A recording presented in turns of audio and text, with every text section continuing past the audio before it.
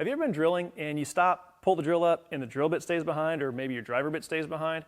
Well, if I told you you were using your keyless chuck wrong, you might be tempted to throw something at me, but let's hold off on that for just a second, because the fact of the matter is, you might be using it incorrectly.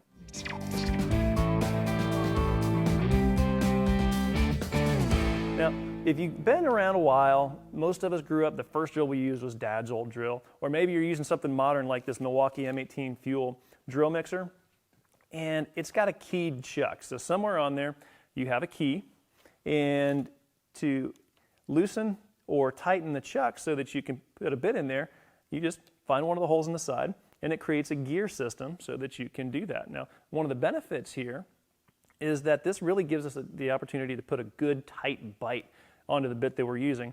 But of course, the problem here is the key, it doesn't necessarily stay attached. I know my dad's old drill, he actually clipped it to the cord, and once or twice I might have gotten in trouble for misplacing that key instead of putting it back where it was supposed to go. So you get a good tight bite. You see it on high torque drills, even the modern ones, but with most cordless handheld drills, we've got a keyless chuck, and that's great because it means that all we got to do is put our bit in and just hand tighten it down and we're good to go. But we also sometimes leave that bit behind. You might not know this, but there's actually two types of keyless chucks that are running around today. And there is one that is locking and one that's non-locking or standard. So I've got a couple of drills here from Skill, and one is their compact brushless and the other is their heavy-duty brushless hammer drill. And it also happens that we've got both types of chucks here for us. So this is our non-locking one. And when you insert your bit, it's like we've always done. You just put it in, give it a good twist to tighten it down, and drill away. Hopefully everything goes okay, and you pull the bit or your driver bit out along with the drill when you're done. But if you have a locking chuck, you notice some things, and this is a ratcheting locking chuck, so you're going to be able to hear this when I tighten it down. You're going to hear that ratcheting action.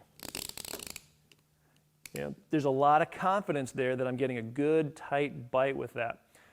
But sometimes you do that and you still leave that drill bit behind. And a lot of times it's because this is a locking chuck and you haven't actually locked it yet. You've tightened it, but to lock it, you just need to pull it back one click. You'll feel that detent that it's trying to override, and then you'll feel some more resistance. That's it slipping into that locked position. So on this one, you can actually hear it. So give it a good listen here. So I'm going to ratchet it down, and now listen for the lock. There it is. And you can feel it. That's the big deal. So you can test this out for yourself. It's really easy. Just throw any drill bit, any driver bit in there, and try it. If you've got a chuck that doesn't lock, you will be able to tighten it down. You'll feel that pressure increasing as you tighten it down. But then when you go to the loosening, it just loosens. You won't feel anything different. But if it's a locking chuck, when you go to loosen it, you'll feel it slip into that locked position. So go test it out for yourself and then come back and tell us, do you have a locking one or a non-locking one? And tell us what model you're using. We want to hear about it. So if you got any more questions, feel free to leave them in the comments below. I'll do my best to answer them for you. As always, thanks for watching. Hey, help us out by subscribing to the channel below and tap that bell to get notified when we post new tool reviews and shootouts. And as always, thanks for watching.